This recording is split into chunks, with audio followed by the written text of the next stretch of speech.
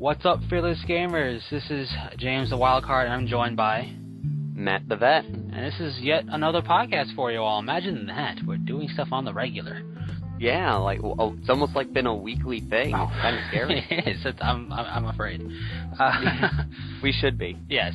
Well, to kick it off, I know it's just two of us, but I think we should answer a question theme thing from Ninja Wolf Hybrid.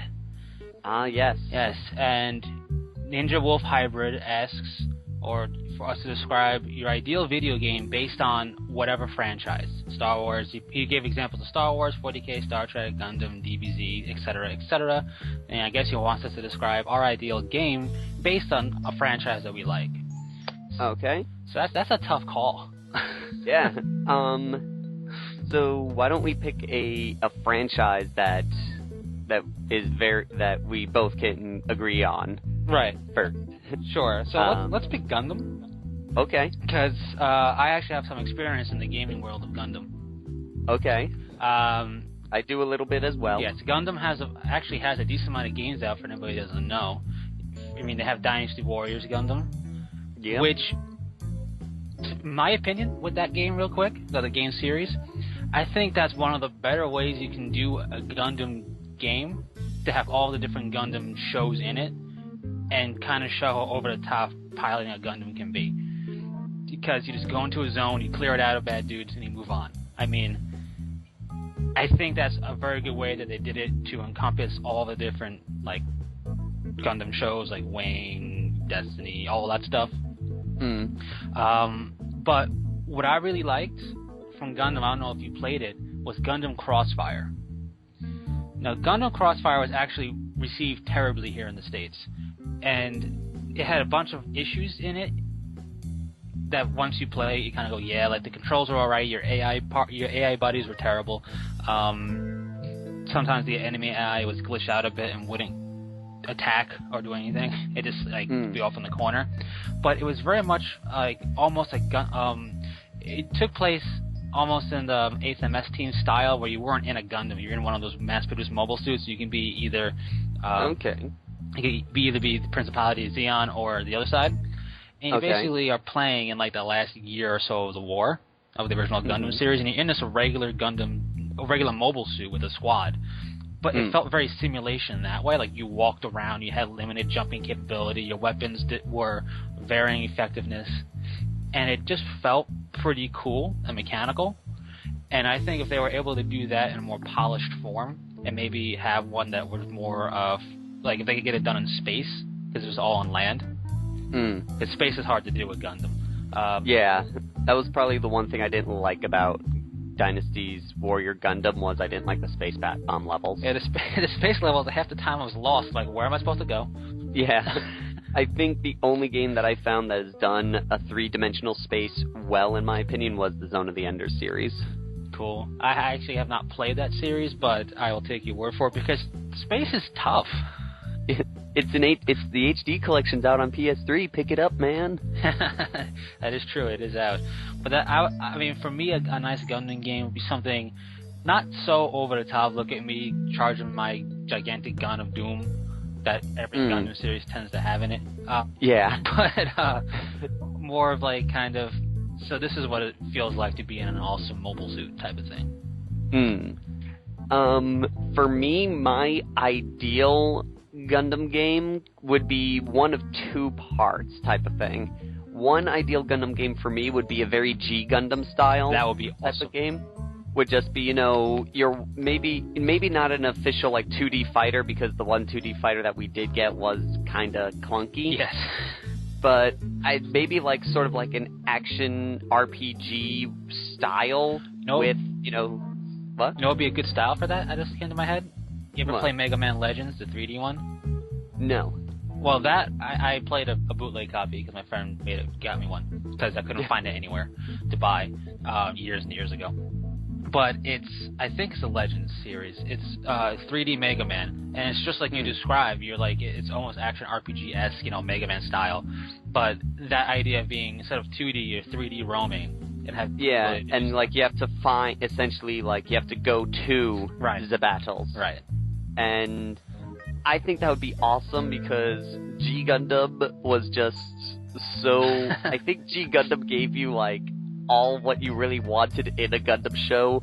All of the battles at, like, 90% action and 10% drama, whereas I find most Gundam shows are, like, 90% drama and 10% battles. Yes, now, I love a bunch of different Gundam series, but... Oh, yeah. But G Gundam was just a feel-good series. It's yeah. like, this is awesome. You just took all mobile suit concepts and went crazy with it. Even had fan submissions for some of the different mobile suit concepts. The Skull Gundam and the Gundam that was fighting with the Skull Gundam were fan contest winners. Which is great. I mean, they even had, like, Gundams from other series, and that was actually the first time you saw Wing Zero. Not Wing Zero, just Wing was in G, because G came out before Gundam Wing.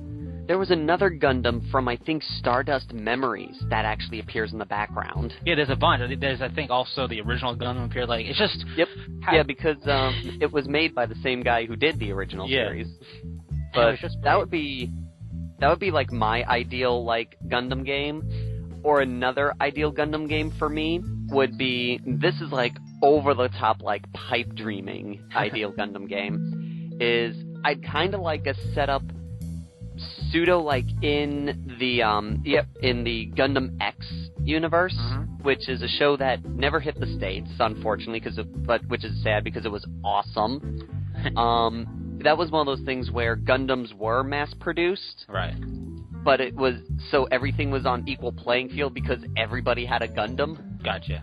And they talk about this giant war that happened before the show, and the war basically ended, and the show's taking place after the war ended. Right. So I would like to be in a type of game style where it's like Gundam X, where it's Gundam versus Gundam, like hordes of them.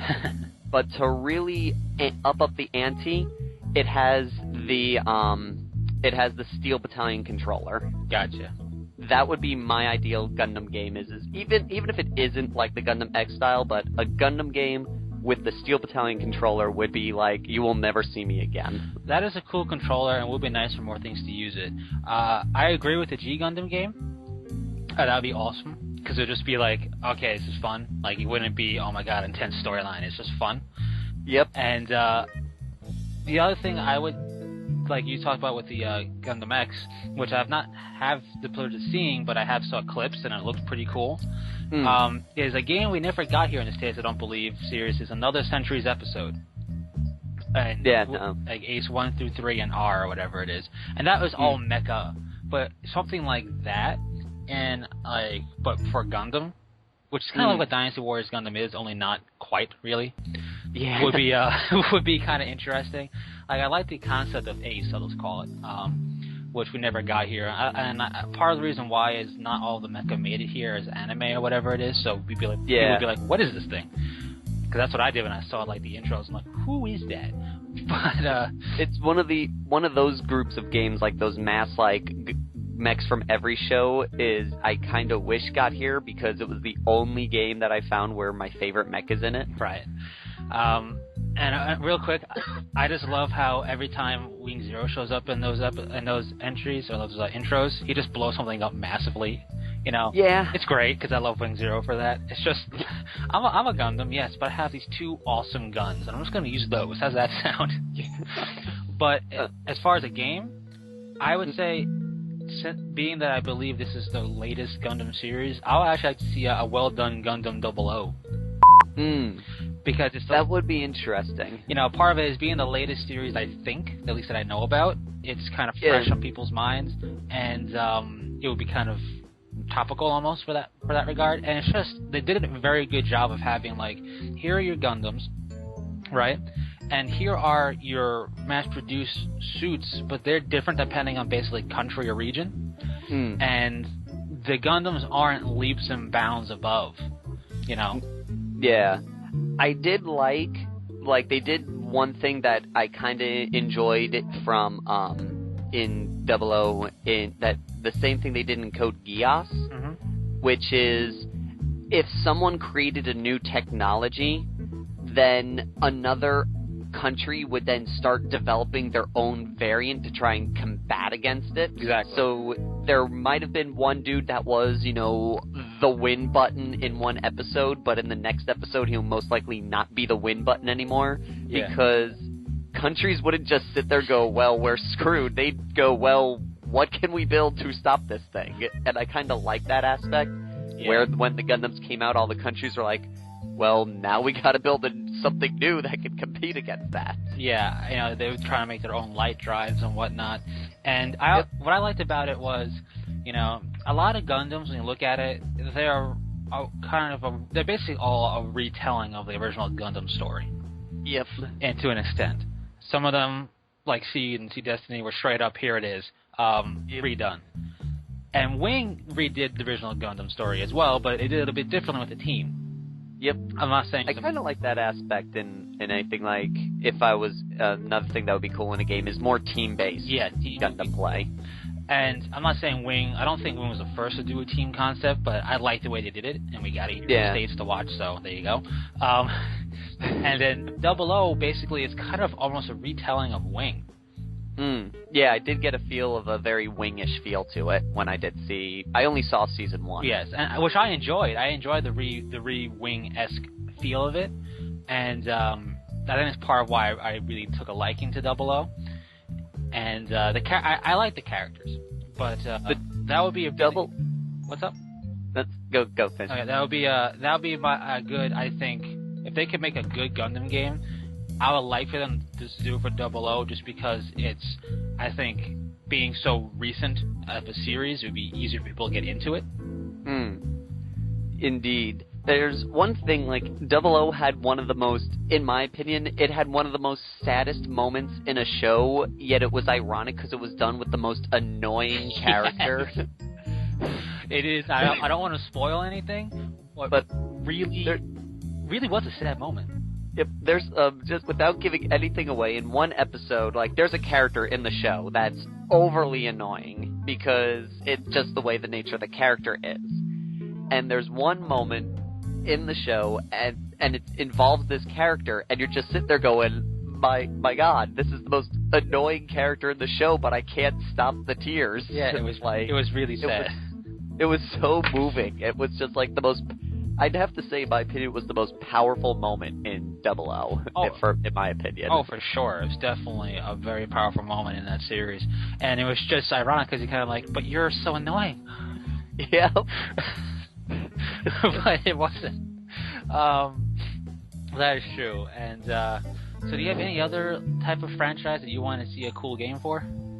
Let's see. For me, a really cool game franchise... that is a tough one.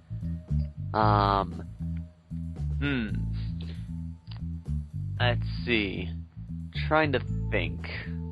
There's, 'cause it's funny, I had all these ideas for different games prior to this episode, and now I'm going completely blank. Yes.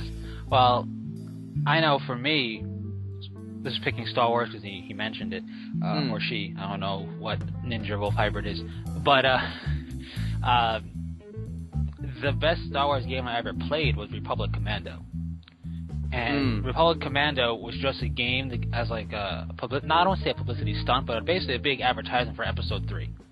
Yeah. But it was done so well. It was a game that I played where your AI companions were so well thought out and actually were useful. Like, you could actually do things and be useful, like a real person. And it was just... It's very rare you get a game like that. Yeah, and it was done well, and I just wish that game could have been made into more than just 3, like, levels, like a full-fledged game where Star Wars took something like that. On that same notion, with 40K, since it was also mentioned... That was the franchise I was thinking of. Yeah, Dawn of War, pretty much, I got what I want out of 40K from Dawn of War. Really, I really enjoy what they did. But if they wanted to make, like, a different type of game and be successful, because Fire Warrior wasn't good. I've heard of the legend of Fire Warrior. But if they could look at the Republic Commando game and make something like that in the 40K universe, I think it would do very well if they did a good job with it. I can agree with that. With me, with Warhammer 40K, there's a couple of ideal things for me. Would be, one, I would kind of enjoy really like a 40K game that wasn't focused around the Imperium. Yes. Like, there was a real-time strategy game for the Eldar, where all you did was play as the Eldar. Oh, yeah. And to be honest, the Eldar missions were probably my favorite part in Winter Assault. Winter Assault was interesting, with the way they did the whole multiple race type thing. Yeah, that was a very cool concept, in my opinion. Yes.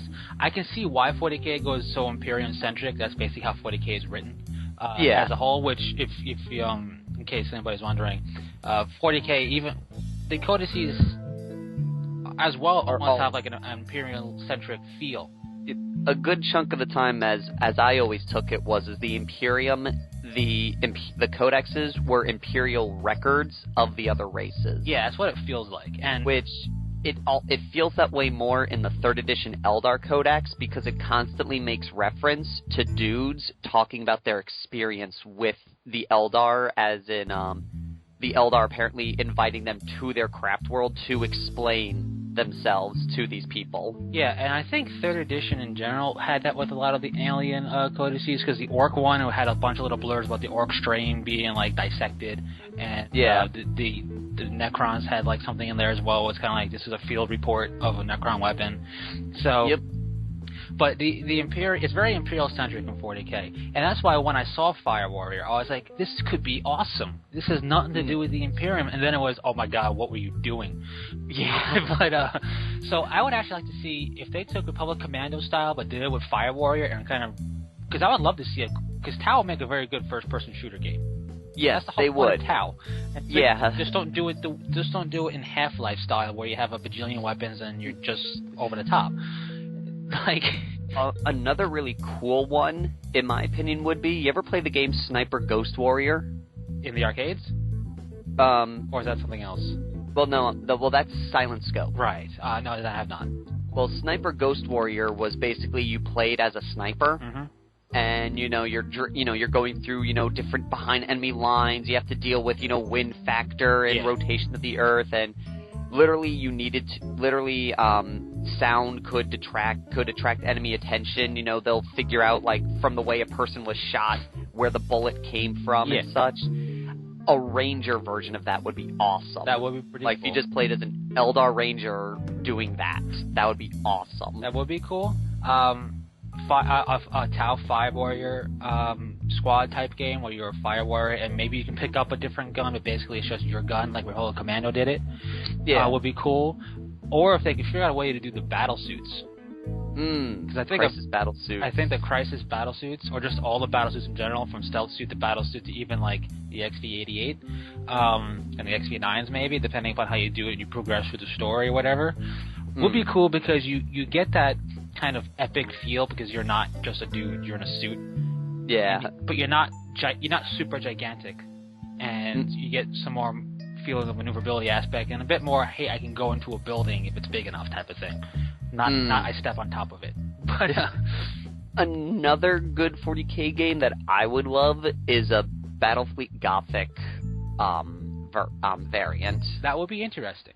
Like, just playing, system conquest with all the different ships, and you earn, and do it via like the BFG campaign. You earn points.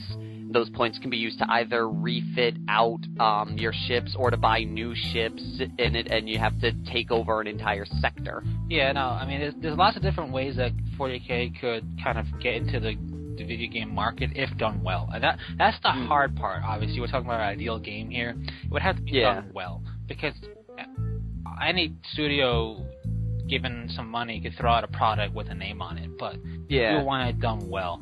I'm trying to think of a franchise outside of what was listed, because before we switch over with that, what would be, just a quick thing, is what would be your ideal collector's edition for a 40K game?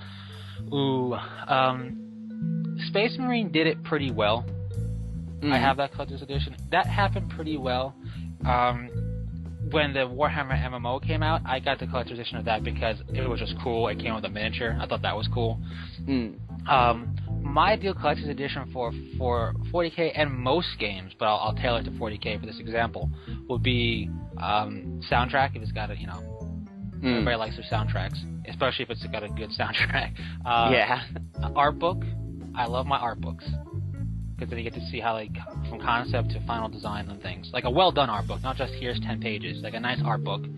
The game, of course. I don't need behind-the-scenes DVD, stuff like that, because unless it's, I like that stuff for live action. When it's just, so we programmed this a little bit differently on this day, it's kind of boring to me, but I can see where people would like that. So I guess then that usually is kind of in a bunch of big collector's editions. And then, really in a nice packaging, maybe include some type of gimmick, like with Darksiders 2, you got Death's Mask. Part of me would like to see a cool little special edition miniature in there. But that's... Sorry? No, but at the same time, if they're not aiming it towards a real niche market of the players of the war game, it might be kind of like, well, what do I do with this? One person actually at the store brought up an interesting thing. He said, he felt at least if they did more the proper scale miniatures for the game, that could help basically bring people to light that the game is a miniature game as well. Because he was mentioning, like, yeah, when I bought Space Marine, I had no clue this was a miniature game until I dug up some research. I would have loved to have a miniature to have, and then I probably would have picked up the game if I knew about it. That's a good point. I was thinking, like, instead of having the multi-part, you must glue and paint miniature. Yeah, like a snap fit. Or like a sculpt, just like a small little sculpt figurine of, like, whatever the dude is. That just happens to be proper scale. Yeah. If they took the time to do that, would be cool.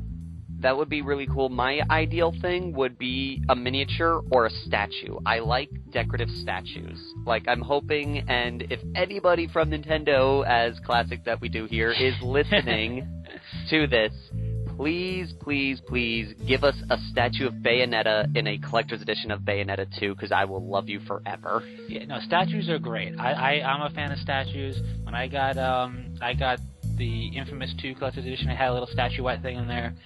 I went out on my way to buy the StarCraft 2 statue of Tychus Finlay. I mean, those things are cool because they're just there. You're obviously a fan of the series. Why not? But yeah, they're decorative. Yep. But price. But yeah. But I'm sure that's the thing with collector's editions. I'm a sucker for them. I know they're more expensive, but it's just the idea of having something that's different. Like, it's a little bit different. It's kind of limited release, and especially if I'm a fan of it, I would like the little extra perks. So let's see. What kind of franchise is there that wasn't listed? Let's try and challenge ourselves a little bit here. I got one. Okay. It has games in the past, but I never really liked them because they're pretty much just based on itself. Magic the Gathering. A lot of the games are either you play virtual cards on the internet, or like just kind of like a weird strategy thing with like the Planeswalker stuff. It was weird. A cool, I would say, RPG style or like RPG adventure style Magic game based on one of the planes. You don't even have to be a Planeswalker or whatever it is. Could be cool because that universe is rich with settings and character types, and it'd be interesting to kind of get in there a little bit and see like a cutscene, see something happen, Yeah, that would be really neat because that is a very rich environment that has a lot of possibilities. I'm a big fan of it, and I'm done spending money on the cards because every 3 months you got to buy more cards to stay competitive. If you want to be Type 2 competitive or whatever they call it now, modern, I don't know. But I did that for a while, Fearless Gamers, where I was in the competitive mode, and I would work and spend money on tailoring my decks to be lean, mean, and efficient, and it was fun. But then it reached a point where it's kind of like, especially when the set finally ended, and I put so much effort into this deck, and now it's no longer illegal in the tournaments I'm playing. It's kind of like, I don't want to go through all of that again. Yeah. So I don't have sponsors. I don't want to go through this again. Let's see. An ideal game franchise for me would have to be that is a toughie.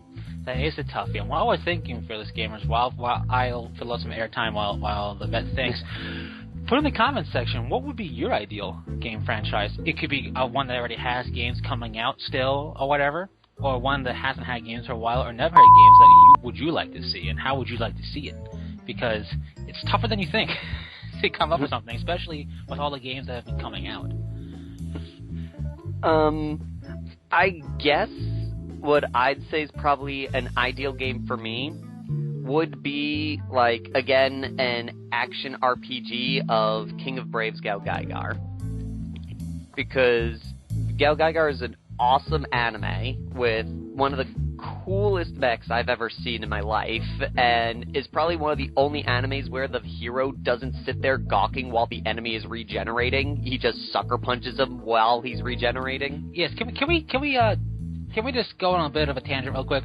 What is with the idea and everything, movies, anime, anything, games, when it's a cutscene, he's down and out. Why are we gloating or staring at it or making a speech? Just finish the job. Like, it's actually, there's a clip of that on YouTube. It's called, like, Zonder Punch or something. But in the first episode, Gao Gaigar fires his broken phantom into the face of the first Zonder monster and puts a hole through its head. Nice. And then the thing gets up and it starts reforming its head, and it does it, and its eyes shing like, haha, I'm back. And as soon as it does it, he gets sucker punched in the face again. And so it's like, oh god, you didn't wait for me.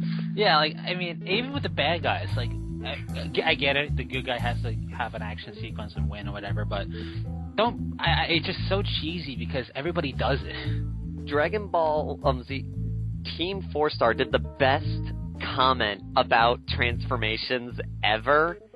Frieza's fighting Goku, and it's just before Goku goes Super Saiyan, and Frieza goes, "You humans make this too easy! I want to transform, you let me! I want to go full power, you let me!"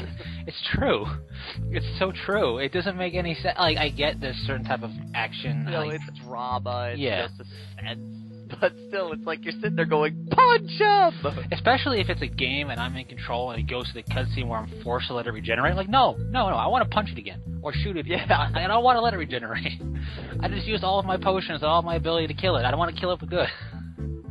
But that would be an ideal game for me, is like an action RPG Gao Gaigar game that hits the States. It'll never happen, and he'll probably never get his own game because he's only appeared in other people's games, but that's what I would like as an ideal game. Gotcha. Yeah. And speaking of games, everyone's probably heard by now the whole Ubisoft issue going down. For anyone who's not aware, there was a game for the Wii U that was coming out, Rayman Legends, and it was an exclusive game. It was supposed to release in, like, the first week of March or something like that.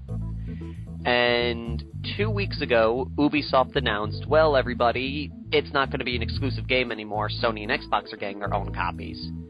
To which everyone's going, oh, you know, whatever, you know, we still get our game. And then they go, oh, by the way, all you Wii U owners, you have to wait until September like everybody else.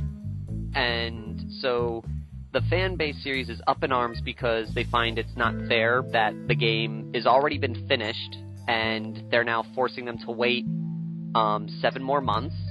They feel that it's unfair to the game developers because the game developers were told, okay, you guys need to finish this game in 4 months, and then they get around, finish the game in 4 months, and then go, oh, by the way, you had 7 extra months to do it.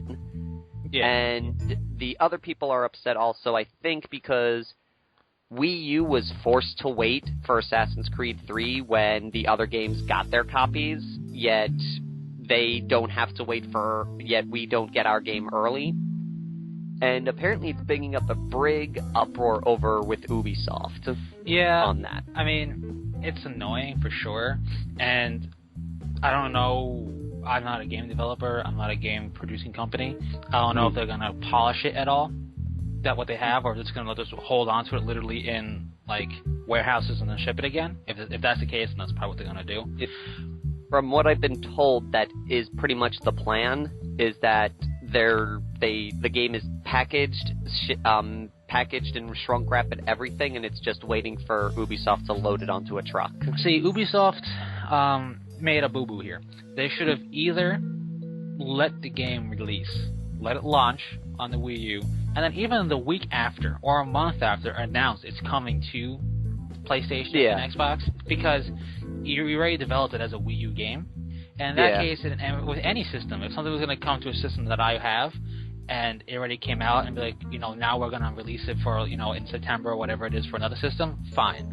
Or they should have, I don't know how long it took for them to get this deal to happen, but they should have really pushed this deal harder and earlier and made the announcement 6 months ago. Yeah.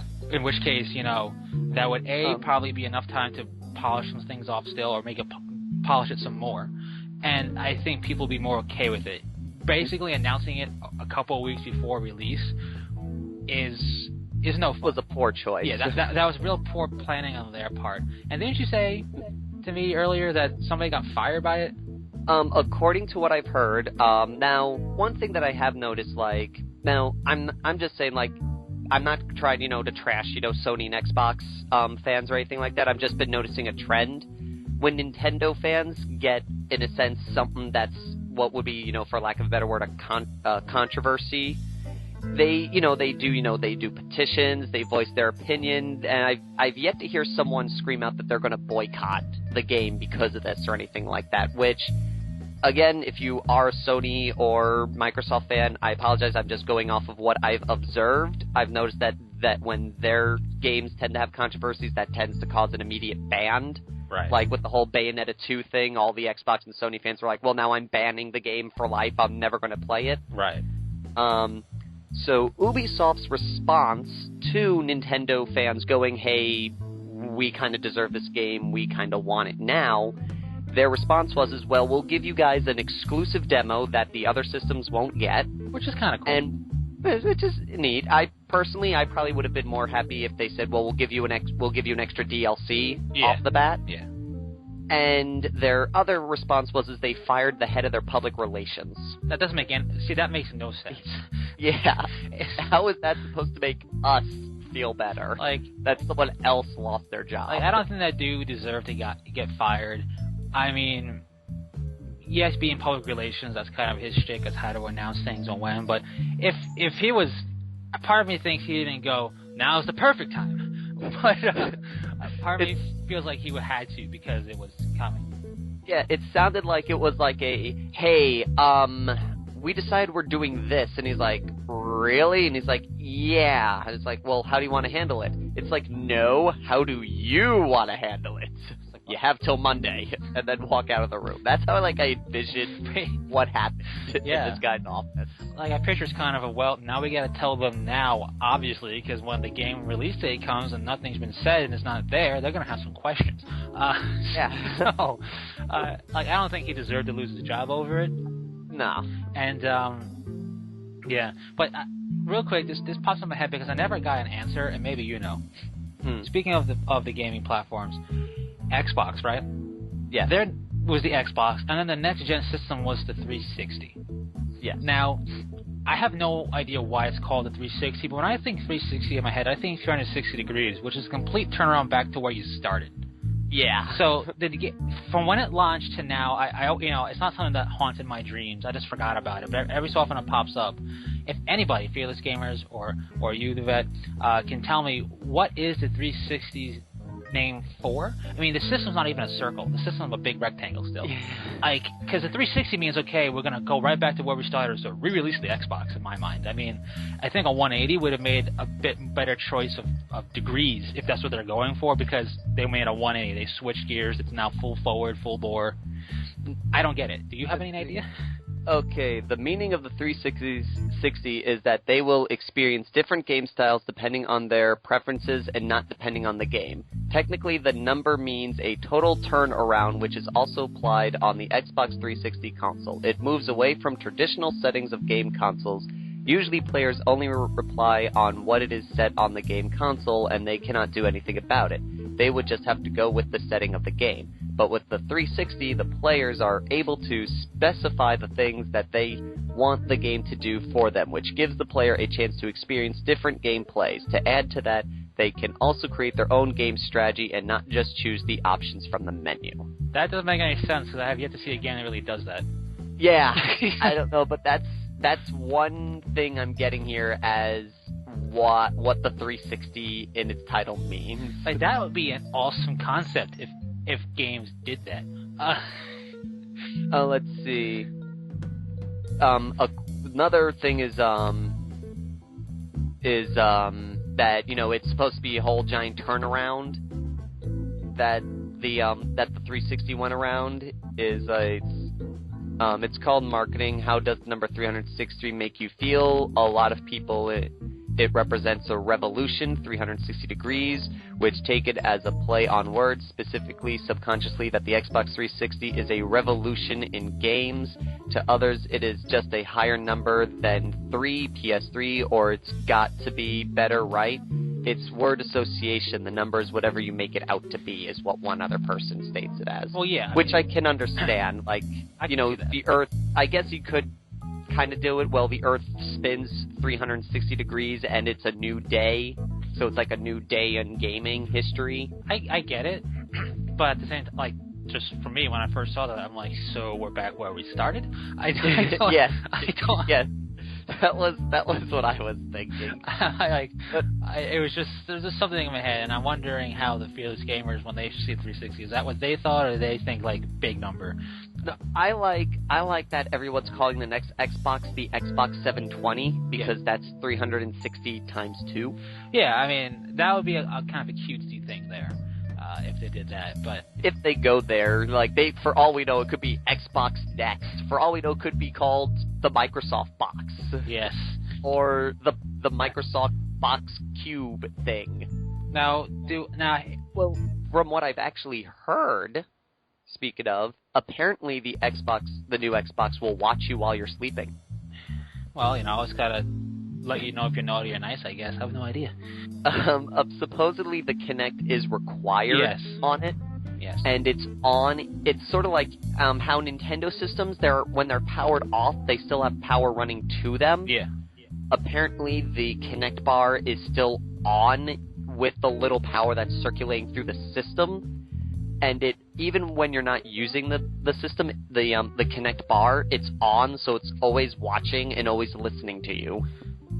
That's weird, but when you describe it that way. But I get with the idea a little bit. I mean, like, my PS3 is always on, quote unquote, with power. It's not a red light. I mean, it's power. Yeah. With TVs and everything like that. But I did hear the Kinect was required, which is whatever. You know, that's fine, I guess.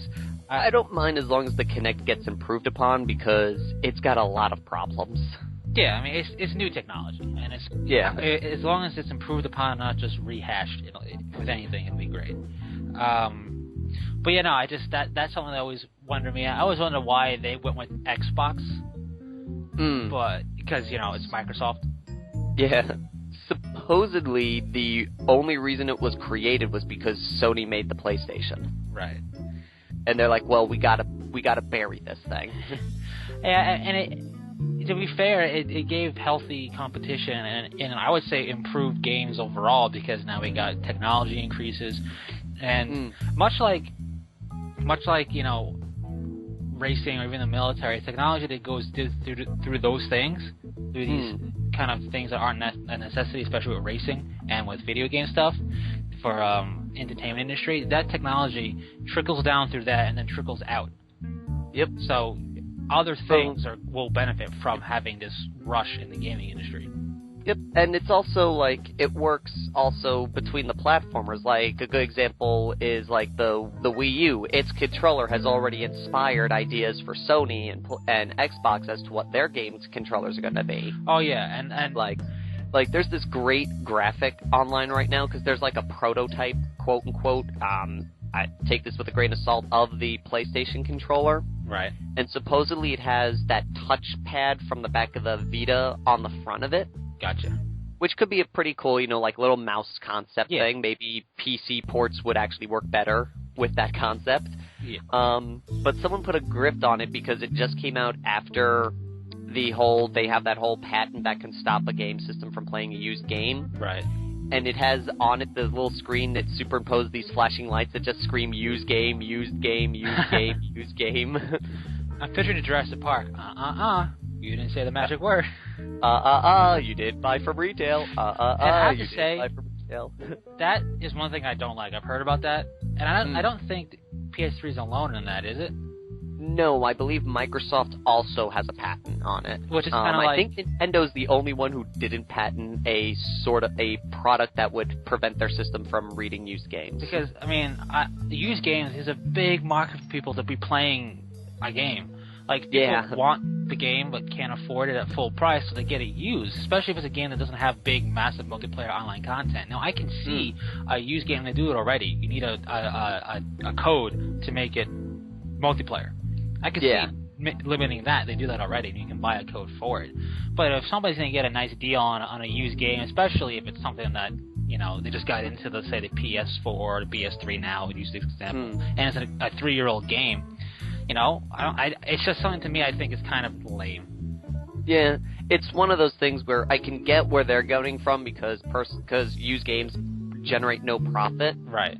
But at the same time, like you said, well, what if you have this, like a good example is, let's just say for a good example, DMC makes a DMC2. Right. But they wait 4 years before they make it. Right. Because, you know, they want to get the right team, they want to do whatever, it takes them 4 years. Well, I'm sorry, but when I see the word 2 in a game, or if I discover that the game's a sequel, I kind of want to play the first game first. Oh, definitely. And I'm screwed if I can only get it used, you know? I mean, some games go on the greatest hits, but not every game's going to do that. And even still, not every place is going to carry, like, the game that's not going to be pushed out of their stores. Yeah. And used games, they just kind of sit there because it's basically almost pure profit for the store. Almost, because you're getting $5 back for your $70 game. Yeehaw. Yeah. But you know, so you do that. I mean, a lot of the games, luckily for me, that I got into when they already had like a first 2 or whatever, had like a greatest hits where they were together.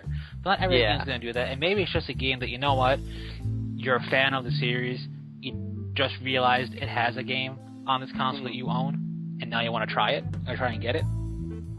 It just seems a little lame to me. I understand the concept, but it's more like, come on, guys. Unless you really make digital copies super cheap of the old games, then I can kind of almost see it, because, you know, why spend money on a used copy when we can give you a digital one for cheap? Yeah. It's like with what the systems are doing now with the virtual consoles, you know, those are great places to get like really cheap games. Oh yeah. That you can't get anymore. Like I just picked up Chrono Trigger on the Wii because it was $5.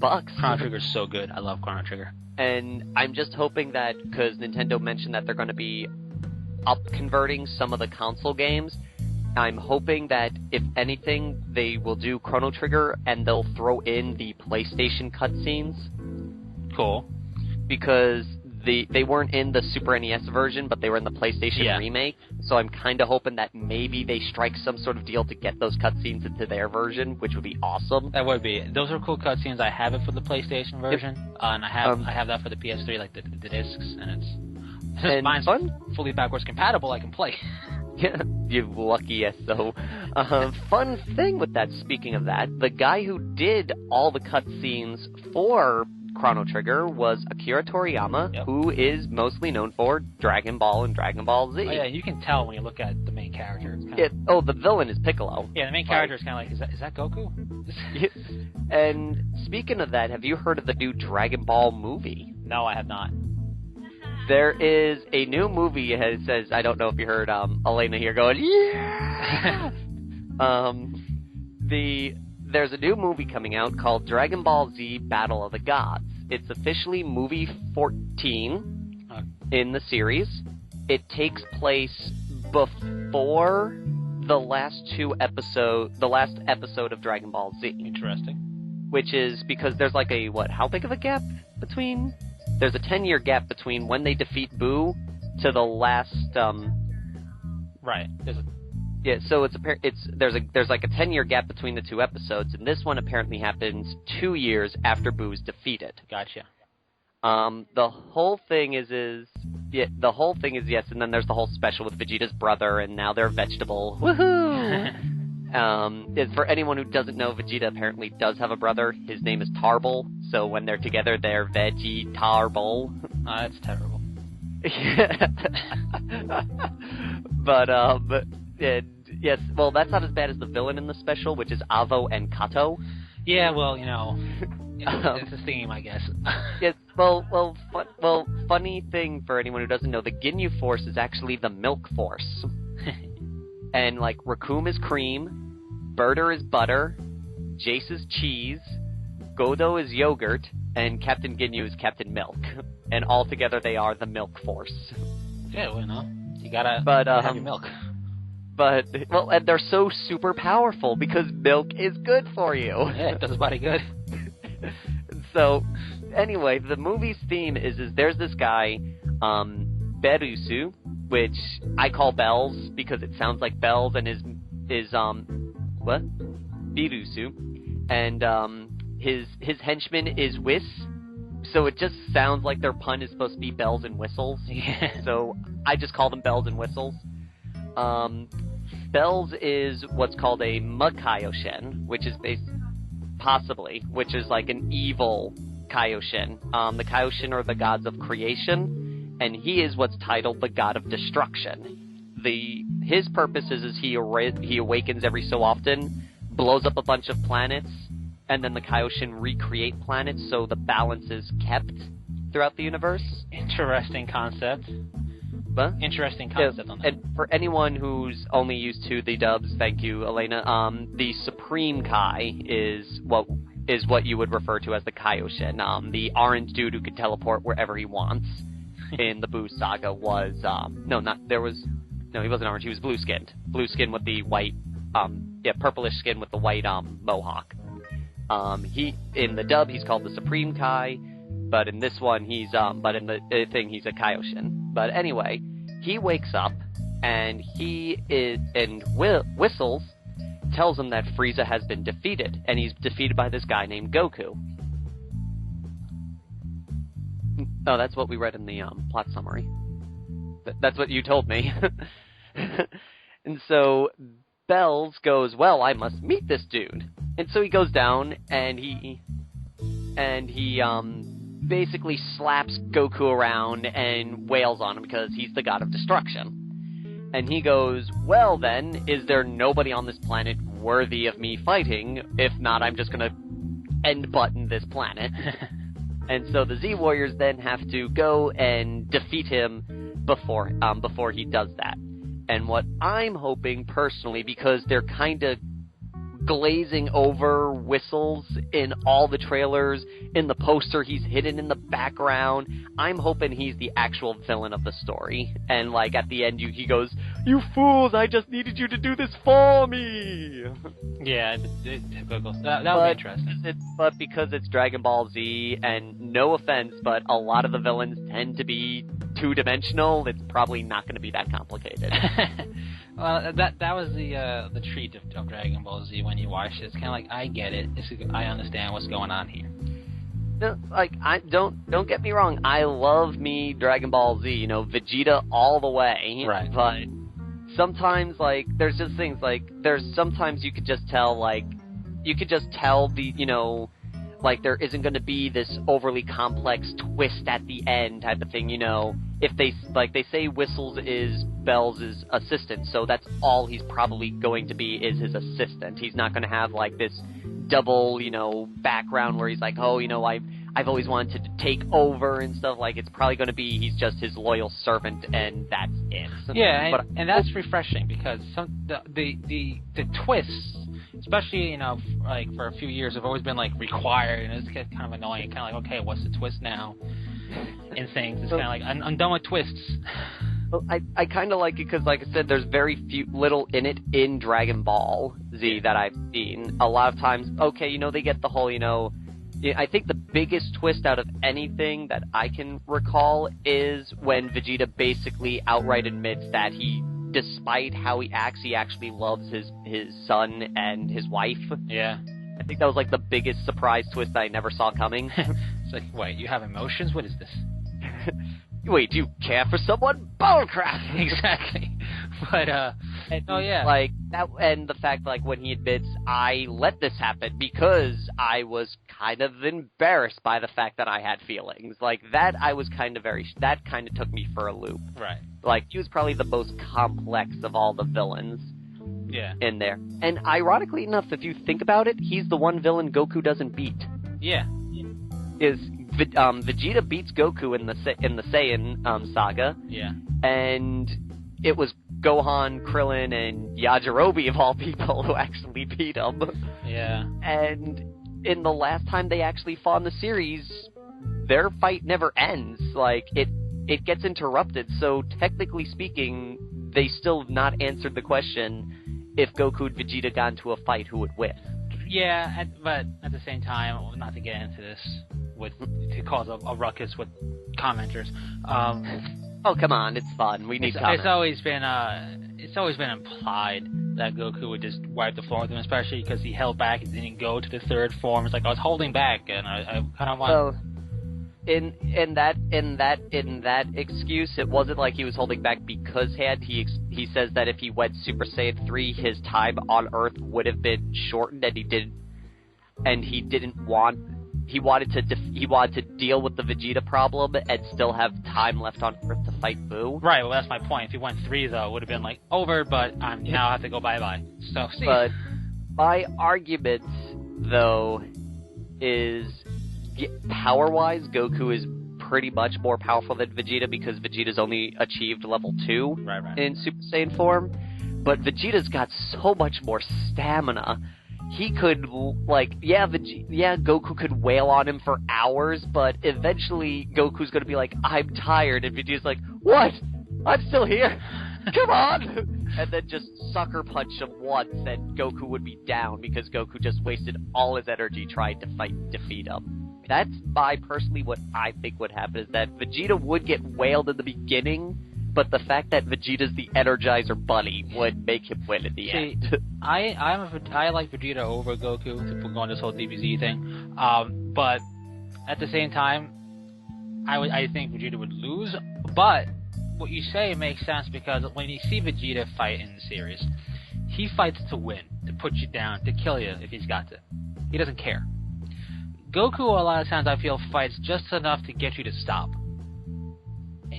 Well, like, Goku is his ultimate thing, he is in it to win it, but he doesn't like killing people. He always kind of, in a sense, he wants the person to come back later, so he has a new challenge. Right, but in that regard, though, that's why Goku's fights, when they're not fighting each other and they're fighting their own things, tend to drag on. Which would be like, and when you're going against somebody that's super powerful in that regard, that's going to wear yourself out, because he doesn't.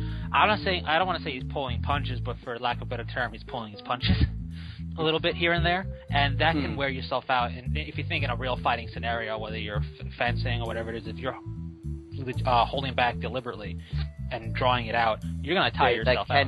Yeah, that can be your downfall if you're not playing to win it with the first punch. Right, and that's where I would see the possibility arise. Yeah, like, I can agree with that. It's like, Vegeta always tries to make his first punch his last punch, whereas Goku's like, I want to see how long he can stand before I give him that last punch. Right, and he wants his first punch to be his first punch. Yeah, and that could be a bite you in the end. If you're kind of like, oh wow, he's much stronger than I thought, and I'm really tired now. Which is a classic. If you look at the shows, it does show, like, he does that whole first punch thing, and then eventually he goes, oh, I gotta make this my last punch.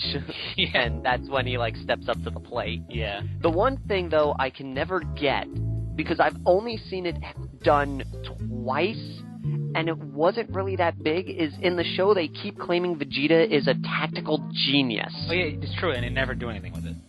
I've only seen him do it twice in the whole thing. Well, technically, there's 3 times where I've seen him appear doing some sort of tactical advantage, in a sense. The first one we don't get in the States unless you get the orange bricks. Not the orange bricks, the yellow bricks. Whereas when they go to Earth, he and Nappa actually planned their arrival to coincide with the moon's rising, in case they find out that the Z Warriors were more powerful than they expected. They had the ability to go Ozaru. Right. So he outright says, he goes, oh, because, like, after he gets defeated by the garlic gun, he goes, well, at least me and Nappa were smart enough to get here when the full moon would be out. That way we could use the Ozaru for such an occasion. And then he realizes that the moon is gone and he has to do the other thing. Right. Another time was in the Boo saga. He's the one who figures out how to defeat Boo. Right. And the only other time I've seen him use any form of strategy is... Actually, no, there was 2 more times. In movie 12, the Janemba movie, he realizes Janemba is dematerializing, so he launches an energy blast at him.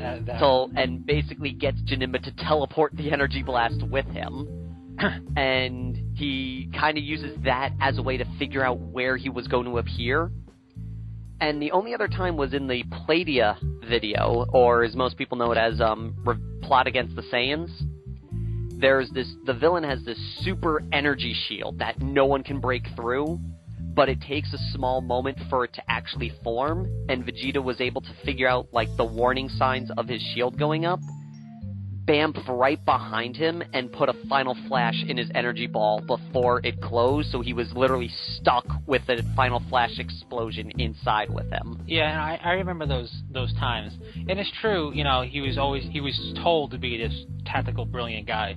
And, you know, but in a show which is a slugfest, it rarely ever shows up.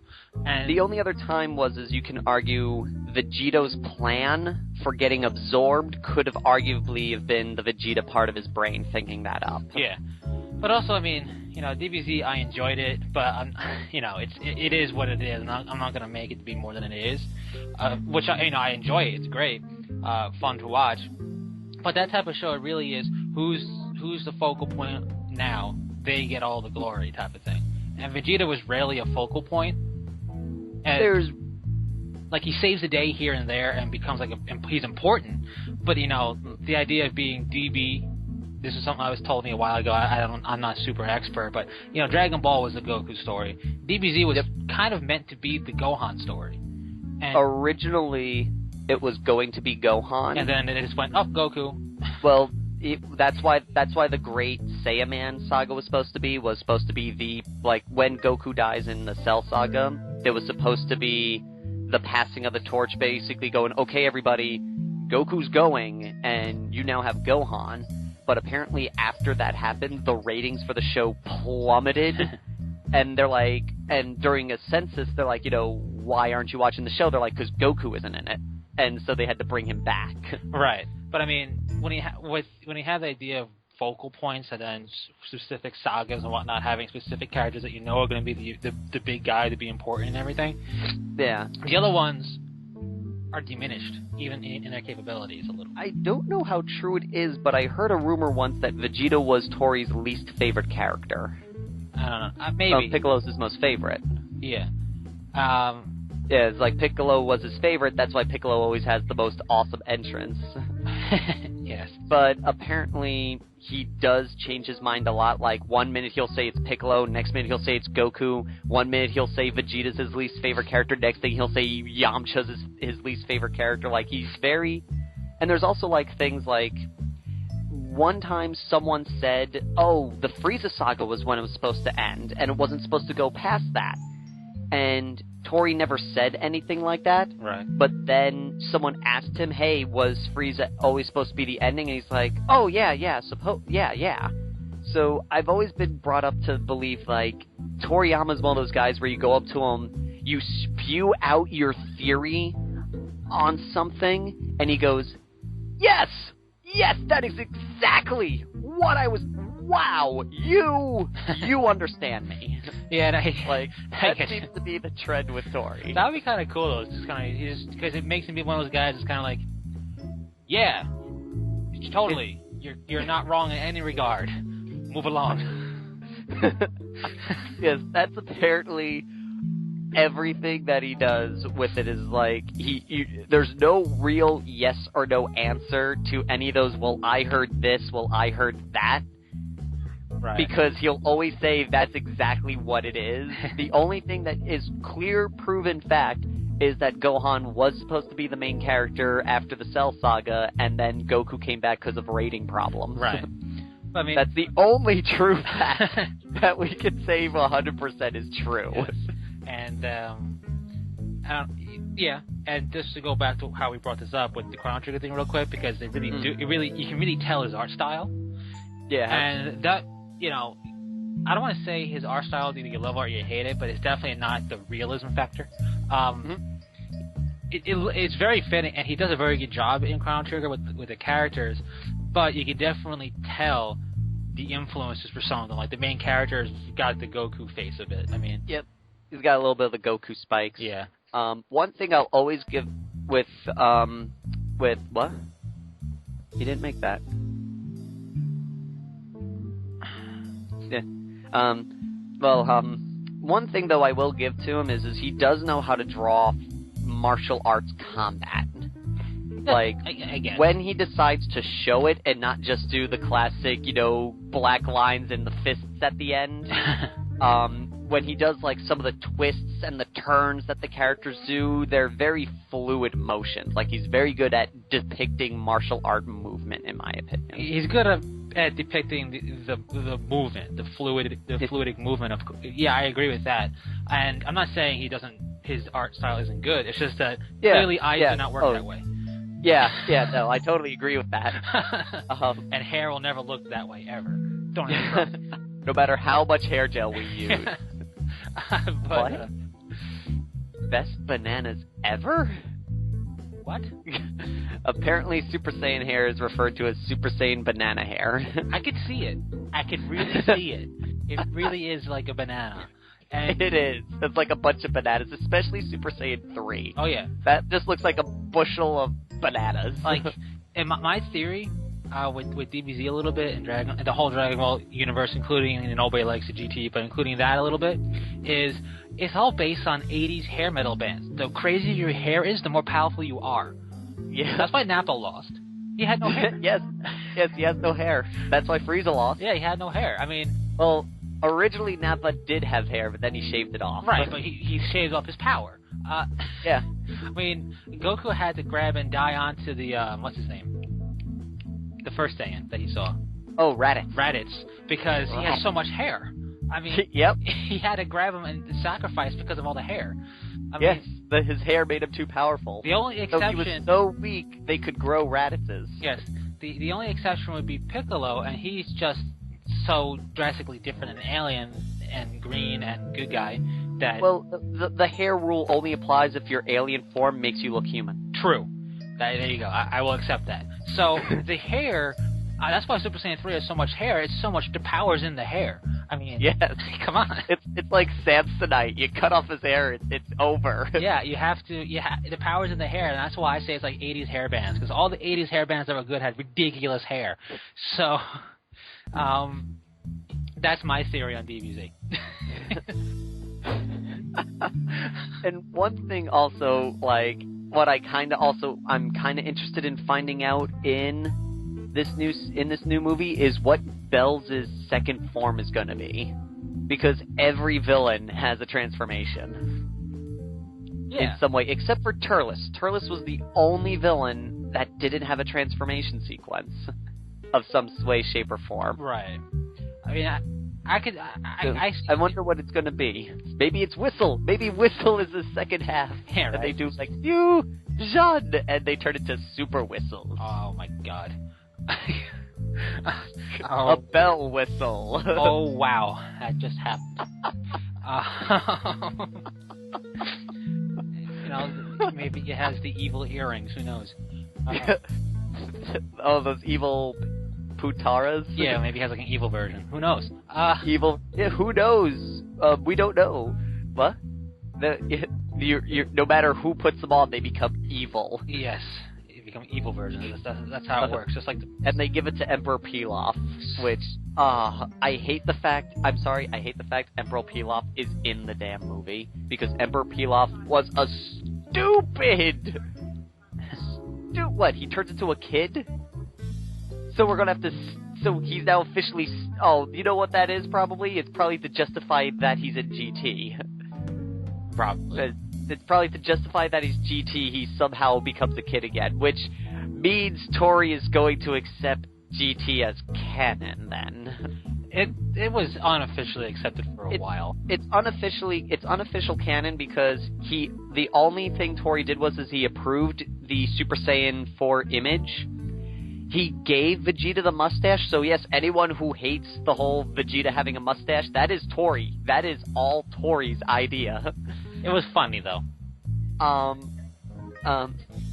Daizenshuu or Kaizenshuu or Kanzentai, whatever they changed their name to now, EX, has proof that Tori did a lot of the character designs for Vegeta, Bulma, and all those dudes, and kind of made those characters. But the story, the villains, and all that, he had nothing to do with it, so it's unofficial canon. But because Pilaf appears and apparently becomes a child, it's probably him trying to get a reason for Pilaf to be in GT. Yeah, and I could see him doing that because you might, at this point, whether you like it or not, you might as well. It's there. It's not like it's going away. It's probably one of those things where I'm probably looking too much into it. It's probably his response to AF. For those who don't know, Dragon Ball AF was supposedly the official sequel to DBZ, because everyone was so upset with GT, everyone came up, basically this whole fabrication of another series called Dragon Ball AF, standing for After Future, which is supposed to be Tori going, this is what really happened, this eliminates the GT story arc. And it's all utterly fake. Yeah, the guy from Daizenshuu EX or Kanzentai Kanzenshuu has basically said, yeah, you know that AF logo you see everywhere? That was an April Fool's joke I made 1 year. My wife told me I shouldn't do it, but I was like, oh, no, it's going to be funny, it's going to be hilarious. But yeah, I made that. Yeah. And the only reason AF was even picked was because apparently the letters AF appear throughout the show. Like, it appears on license plates, it appears on mailboxes. That's kind of funny, actually. It totally doesn't exist. Well, yeah, AF never existed, but the idea of the letter choice because of the show is kind of funny. Because I would never have thought that. Is that maybe Tori does this so he could go, stop with the AF crap! It's GT, and that's all you're gonna get! Right. But yeah. And the mustache, real quick. Vegeta's father had a mustache. He did have a mustache. So it goes full circle right there. He had a goatee. Yeah. Did have a goatee. I think what everyone is upset about it with is that Vegeta specifically states that a Saiyan's hair stays the same length throughout the period of their birth, so they don't get why his hair is shorter, and they don't get why he magically decided to get a mustache. Like, did he wish for it? Did Bulma go, Eternal Dragon, give my husband a mustache? Did his genealogy just go, right, Dad had a goatee, mustache? Like, where did it come from? What's its backstory? That should be a spin-off saga, the mustache. That's the Vegeta mustache saga. Or, as Vegeta in the Funimation dub says, moustache. It's a moustache. I shaved my moustache! They do have an episode where he shaves it because his daughter says it looks stupid, and then he goes around the house hoping someone will notice, and no one does. He's like, hey, do you notice anything different about me? And they're like, you're wearing a new shirt! And he's like, grumble, grumble, grumble, and then one person, it was either Bulma or Chi-Chi, just stares at him blankly like deer in headlights, and he just goes, I shaved my moustache! And then he walks off the screen. Moustache, that's priceless. But that is one series that I cannot think of a game that I would want to bring it back to. A bunch of games came out for it. I have a bunch from like the import games, so you had to like trick your PlayStation to play it type deal. And I can't think of anything that I would want them to do with that because they tried a lot. If I were to say anything, there's an arcade game that they made. It's one of those card-based arcade games. Okay. Where they actually, Oh, I thought it was a card-based. But, no, an arcade game where you plop the card down on it. Like they did with, what's-his-face? Apparently I'm thinking of a totally different game, but there's one game where they actually animate them walking. So instead of them just going, they're gliding, they actually, when they're on the ground, they actually do walk on it. Imagine that walking. Yeah. And running and such, like, they actually animate that part. They actually went through the effort of doing a leg animation for when they're on the ground, whereas instead of that, we draw them in a running pose and then stop. See, they're actually on the ground, they're just running really fast. Yeah. And it's a little bit more intense. Like, I found a lot of the games that they've produced are very slow moving. Yeah. And what? Huh? And Elena's stating how she thinks that the Kinect game should just rot and die in Heffel. Right. And like, it was this game, it's like, it's really smooth, it's really clean, it's probably the best looking cel-shaded game they've ever made, and it's fast-paced, and the animation is actually fast-paced, so it actually feels like an episode of Dragon Ball Z. That would be cool. That would be my ideal Dragon Ball Z game, is if they imported that game. That would be cool, and just as a side note, I really do enjoy cel-shading when done right, Yeah. So when cel-shading is done well, I really like it. Yeah, like the Skyward Sword that's probably the one cel-shaded game I played through the whole thing and loved every moment of it because it was so good. I don't like the game mechanics. Right. The story was cool. I just didn't like the game mechanics. Right. There's a totally different thing. Yeah, that's two different things. Robotech, the game that came out for GameCube, that was supposed to come out for PlayStation, and then like it was a game that was delayed pretty long. I don't know if you saw it at all. I own it. I played it. And I beat it. I was never a big Macross fan. But the Robotech game was cel shaded, or at least partially, like cel shaded accent to it. I don't know if it's 100%, but it looks like it, and it's done so well that it's my favorite game for that style of art because it just looks kind of like a 3D-ified anime episode. I think if cel shaded, in my opinion, if they could find a way to take like non-cel shaded graphics, but combine them with the fluidity of cel shading, then they would make like a beautiful looking game. Yeah. But that does remind. But like with cel shading, also it's coloring. If the game is colored right, then you won't even notice that it's cel shaded. Like, excuse me. Like with Skyward Sword, the color palette complements the cel shading just enough where you don't really realize it's cel shading unless you're really looking close at it. Right. Yeah. No, you can do a very good job with it, and I don't know. I just think it's something that I guess it's not popular right now, but you can do a very good job with it. And it's got possibilities.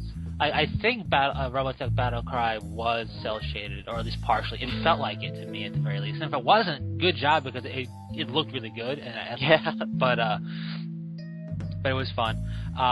But yeah, I would going with what you said about a DBZ style game, something like that, where it felt actiony, and all that would be pretty cool. There was that one where you had teams. I don't know if you played it. It was I imported it. It wasn't Ultimate Battle 22. It was Legends. Maybe the one where you go through all the sagas. And you have a meter. You can swap out different characters. And you have the meters, and once you get to the full, you don't hurt them until you do a special move. That was Legends. That was a fun game because it felt the intensity. What was really cool about that game was that if you reenacted parts of the show, special things happen. Yeah. Like if you need, when you were fighting Frieza with Krillin, if you got Krillin to die, then Goku would appear and go Super Saiyan. But if Krillin doesn't die, Goku doesn't go Super Saiyan. Yeah, no, it's pretty cool the way they did it. It was very well reenacted, and that game felt like intense. I was like, what's going? Whoa! Like it was so intense. It felt like this is what it would be like if you were in the DBZ world. Yeah, that was a fun game. That should have been just straight up made available here, but yeah, but I don't get why out of all of them they just did Ultimate Battle 22, which I did not like, and Final Bout. Final Bout was cool, But the only issue I had with Final Bout was why did we need 4 versions of Goku? True. And everyone claims, that's what everyone said they wanted when we asked them. I was like, you mean to tell me that you asked, 1,000 people, and everyone said, I want only Goku in all his forms? Because anyone who doesn't know, in Final Bout there's Kid Goku, Super Saiyan Kid Goku, Goku, Super Saiyan Goku, and Super Saiyan 4 Goku. There are 5 Gokus in that game. That's... And there was, I think, only a 10-character roster in this game. Yeah, it was really tiny, and it was full of Goku. But it was very odd. But yeah, I would, to go with the franchise, if they just made Legends available now, I would buy it, just so I know what the hell they're saying. Even if they update it. Yeah. Visually update the game, I would buy that game in a heartbeat. Because it was cool, it felt like you were playing the actual show. And lastly, just to go on that thing for me, for a gaming franchise, any type of racing game that doesn't feel repetitive after you play it for a half an hour is what I would want. I like my racing games. If they did a very good Monster Truck Simulation racing game, I would like that. But the problem with racing games is, no matter how good they are, how much fun you have with them, after you sit down and play it consistently, you're kind of I'm done. How many times can I go around the track? I'm done. The only game I was ever able to play consistently was Burnout Revenge because of all the crashing. Yeah, that was fun. And San Francisco Rush, from the 64, if you put the code in to disable the time countdown, because you just do all the fun crashing in those boards too. But I enjoy a good racing game. I'm a fan of motorsports, but they're just it's just the nature of it's kind of okay, I'm bored. It would be like it's, I guess, the best adaptation of what a racing game would be is Jeff Dunham's bit on it. Yes. Look, they're making a left turn. Oh, look, another left turn. Yeah. We're going to commercial. Come back in 10 minutes. You won't miss a freaking thing. Exactly. But going with that, they have a new car cam inside the NASCAR vehicles. That's what the joke's about NASCAR. It's a gyroscopically mounted camera, so it sits center of the car, and it's no matter how the car moves, it stays level. So it gives you a really good feel of what it's like to take a turn, because those turns are banked 31 degrees. So when the car takes the turn on a bank, you really feel how much the car goes on an angle. It's kind of whoa, that's pretty cool. That's interesting. How many years? That would make me play it. Yeah, how many years has? Well, that's what they use for the actual races. So how many years? Yeah, that would been make around? me watch it. It's been around for over how many years? And they just now did this for the in-car cameras? Come on, people. But anyways, so we are running out of time. Yes. So we'll leave it at this. Yes, we will. Keep those comments coming. Keep asking your questions, and when the Stark Lord and Matt get up here, we'll get them to answer the question as well. Yes, because that one question was a very good question. Yes, very good. More questions like that be awesome. Yeah. And even, again, silly questions will also, if you throw out a joke question, we'll probably take it seriously just for the humor. Yeah, and questions are questions. We enjoy answering them. It's fun. It leads to random discussions like you just listened to. Yes. Because, to be honest, when we started this, we're like, what are we going to talk about? Yeah, basically. Because this is not so much topic-oriented. This is just shooting the breeze. Yep. So keep those questions rolling. Yes, and we appreciate it. And until next time, this is James Wildcard. And Matt the Vet. And we're just going to see you later. Take care.